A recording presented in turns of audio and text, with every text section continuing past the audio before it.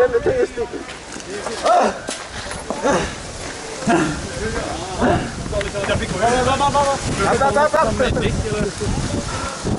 Vad hände med dig då? Gick igenom hela klubben 10 stycken. Vad hände? Du kom in under här sen. Ja.